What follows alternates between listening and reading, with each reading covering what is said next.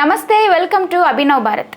గతంలో ఎన్నడూ లేని విధంగా విజయవాడను వరదలు ముంచెత్తడంతో ఇప్పుడు ప్రభుత్వం దృష్టి అక్రమ నిర్మాణాలు, ఆక్రమణల వైపు మళ్లింది. బుడమేరు నగరాన్ని ముంచడానికి ప్రధాన కారణం ఆక్రమణలే అని నిర్ధారించుకున్న ప్రభుత్వం అక్రమ నిర్మాణాలను తొలగించడానికి, ఆక్రమణలు అరికట్టడానికి కఠినమైన చట్టాన్ని తీసుకురావాలని చూస్తుంది. వరదల వల్ల మరోసారి ముంపు రాకుండా కాల్వలు, నదులపై ఉన్న అక్రమ నిర్మాణాలను తొలగించేందుకు హైడ్రా తరహా కొత్త చట్టాన్ని ఏపీలోనూ తీసుకురావాలని ప్రభుత్వం ఆలోచిస్తున్నట్లు రాష్ట్ర సమాచార, గృహ నిర్మాణ శాఖ మంత్రి కొలుసు పార్థసారథి అన్నారు.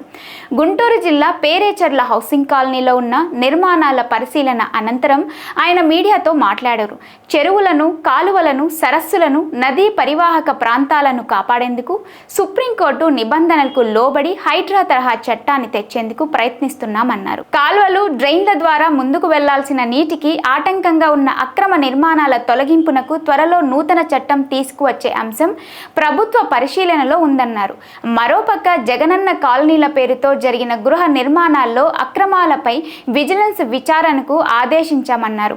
వాళ్ళు ఇచ్చే నివేదిక ఆధారంగా బాధ్యులపై కఠిన చర్యలు తీసుకుంటామని మంత్రి తెలిపారు. పేరేచర్ల కాలనీలో 18,000 ఇళ్లకు గాను 11,000 ఇళ్లు నిర్మాణం చేపట్టారని, వీటిల్లో కొన్ని నిర్మాణాల్లో నాణ్యత లేని విషయాన్ని లబ్ధిదారులు మంత్రి దృష్టికి తీసుకువచ్చారు. ప్రస్తుతం నిర్మాణంలో ఉన్న ఇళ్లను 2025 మార్చిలోగా పూర్తి చేయాలని, లేదంటే లబ్ధిదారులకు బ్యాంకు రుణం రాదన్నారు. ప్రభుత్వం తరపున గుత్తేదారులకు పూర్తి సహకారం అందిస్తామని, వీలైనంత త్వరగా ఇళ్ల నిర్మాణం పూర్తి చేయాలని మంత్రి ఆదేశించారు. హౌసింగ్ కాలనీల్లో విద్యుత్, రహదారులు, తాగునీటి వంటి మౌలిక సదుపాయాలు కల్పిస్తామని తెలిపారు.